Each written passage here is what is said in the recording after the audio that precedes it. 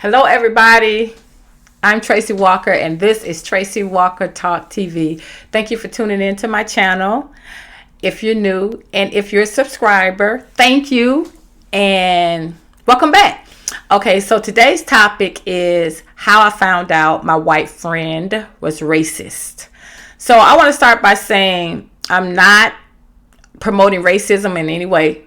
You know, I still have non-black friends. I'm from Atlanta, Georgia, which is a predominantly black city. If you don't know, you know, it's like the blackest place outside of Africa, but it is. It's very black.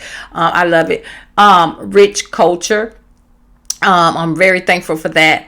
But I moved to LA for diversity. So I came out to LA to do comedy, and you know, of course, LA is very, very diverse. So it's people coming from all around the world to do comedy. So, you know, I was just happy. I like diversity. That's why I left Atlanta. Because, you know, I was like, you know, after a while, I'm just saying, after a while, I was like, when I left Atlanta, I was tired of black people. You know what I'm saying? I'm just keeping it real. I was ready for some diversity. That's all I'm saying. So I'm not the one to pull the race card, because I'm ready for diversity. You know what I mean? I'm very thankful for my rich culture and having been raised in the black culture, but I'm ready for some diversity when it comes to, you know, observing behavior and doing comedy. You know, I need to see the world. So I met this friend doing comedy, and the moment we met, we got along. We bonded with our similarities. You know, we had the same confidence. We had the same sense of humor. It was just fun. It was fun doing comedy with somebody that was tough. You know what I mean? That had courage. That, you know, seemed to be strong and funny. You know, and then she had a nice husband. I got along with her husband. I met her cute little baby boy. I've been over to her house. We shared birthday gifts together. We had a good acquaintance. And then during the pandemic, that was over the years, through the years. Like initially, I think we met, I'm going to say I've been knowing her for at least 6 or 7 years as a comedian, as a stand-up comedian. And through that time, over that time, we bonded. It was just like through doing comedy, doing the same shows. And then she produced a comedy show, and I was a regular at her show. And that's how I bonded with her and her husband.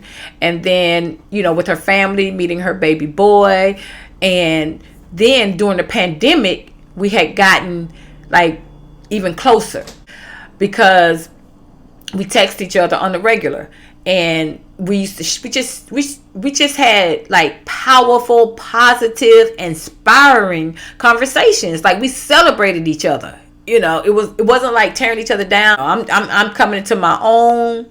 You know, it's a transformation time for me during the pandemic, and then she was right there encouraging me, inspiring me, you know, uplifting me. I had asked her to do my documentary. And we were discussing the details, you know, just texting each other regularly, you know, and she was so appreciative of my friendship. She was like, you know, I'm so thankful for your positivity. I'm so glad you reached back out, you know, and that we had became so close. When Ruth Bader Ginsburg died, you know, I was upset by the statement she made about the NFL kneeling against police brutality during the national anthem, because Ruth Bader Ginsburg was like, she just came out as a stone cold racist. Like, it just shocked me. She was like, oh, they're dumb, they're stupid, it's ignorant, it's ridiculous. I'm like, what? I mean, you know all about justice. You are a Supreme Court justice. You've seen all the BS that black people been through. You said you modeled your whole entire career after Thurgood Marshall, a civil rights attorney and Supreme Court justice. That's not that. What you said would have never came out of Thurgood Marshall mouth. I'm like, oh my, you know how you just had the wool pull over your eyes? That's how it was. And I was just like, but she's representing equality. And then I'm like, oh my God, it's true. white feminists are white supremacists. I was like, whoa, that's some white supremacists. I mean, we trusted you. I'm like, okay. So I'm just like angry. And then I see them adorn her legacy with hip hop swag from the rapper Biggie. Talking about the notorious RBG. Like she's so bad. She's so tough. I'm like, no, she's not. She's an ignorant racist. So I go to my white friend and I'm like, you know what? This is very upsetting to me. Did you hear about this? I'm like, how can Ruth Bader Ginsburg say she's for this and then she says this? And she was like, I still like her. I don't care. I don't like. Well, that's what she texted back. I'm just acting out what she said. And she was like, I still like her. I don't care what you say. I still like her. I'm like, whoa. I'm like, wait a minute. So you not going to acknowledge my humanity? And she was like, she couldn't help everybody. And what does saying somebody dumb and stupid got to do with helping somebody? Not only is she disregarding my humanity, she's not even considering what I'm saying. She's not even listening to what I'm saying. She ain't having it. And she was like, you're just too hard on people. I'm like, but you the one that said Michael Vick deserved to get life for fighting dogs. Remember that? Remember when we talked about that in the car and you was like, a life for a life. So I should have seen that red flag. When you feel racism, I want to let y'all know, if y'all don't know white people, non-black people, how I feel to experience racism, just being disliked for the color of your skin, it's like a coldness that goes over your whole body. It's like, whoa. It just knocks the heat off of you. You're like, whoa. You never see it coming because you can't live in that constant state of, I'm black. No, I'm a human. I don't care if you white. I don't care if you black. I don't care if you rich. I don't care if you poor. I don't care if you a male. I don't care if you a female. You gonna acknowledge my humanity. Okay? Period. Then if there were other red flags as well. I remember when she moved from Santa Monica because they could no longer afford the house in Santa Monica on the beach, and she moved to the hood. Inglewood neighborhood. So then she gonna contact me and say, yeah, you gotta come over to my new place, my new neighborhood. It's so nice. I live in Inglewood. I'm like, girl, that's the hood. You can't welcome me to the hood. You didn't discover the hood. It's the hood. And she was like, it's not the hood. I hate when they say that. They are human. I'm like, but it was the hood yesterday. It was the hood before you got there. You know what I'm saying? But it was okay for it to be the hood before you got there. It's been the hood for 50 years. But when you get there, it ain't the hood. All right. She's like, they're humans. Oh, now you're acknowledging our humanity. Because of close association. Because you ain't going to be living in the hood. You ain't going to be living with no beast. Okay. So it's selective. You can acknowledge it if it benefits you. But if it don't benefit you, you ain't getting ready to acknowledge it.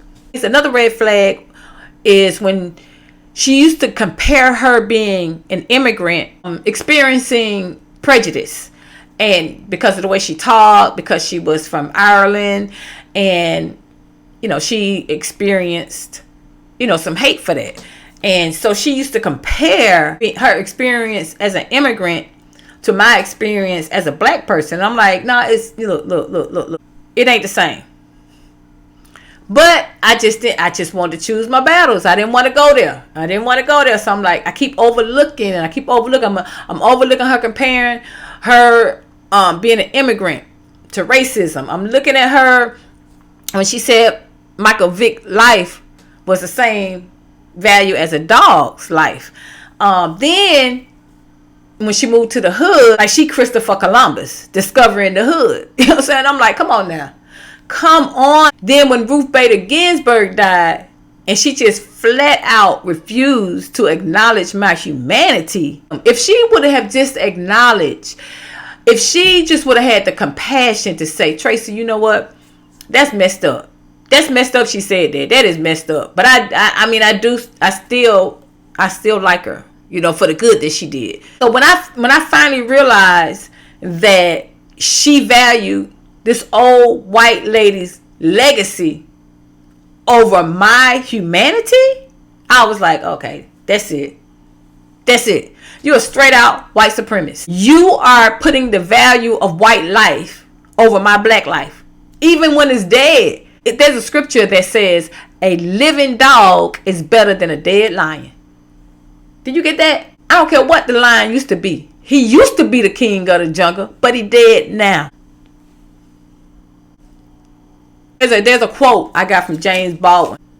We can disagree and still love each other unless your disagreement is rooted in my oppression and denial of my humanity and right to exist. Okay.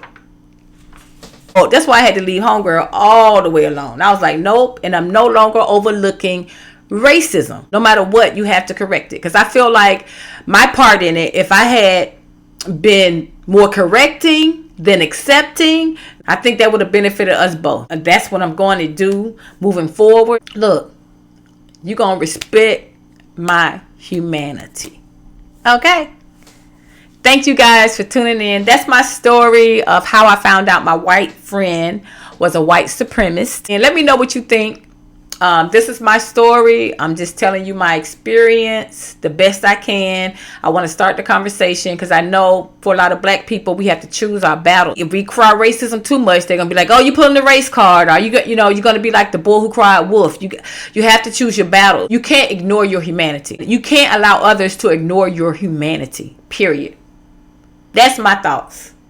And that's my story. Thank you guys for tuning in. Please leave your comments and thoughts. Let's get the conversation started. What do you think about my story? Do you think I could have handled it better? Do you think my friend was indeed a white supremacist? Or do you think she was right? You know, and just not acknowledging how I felt. Oh, like, comment, subscribe. Like, comment, subscribe. Please subscribe. I'm trying to get to 100. All right. See you guys in my next video. Thank you.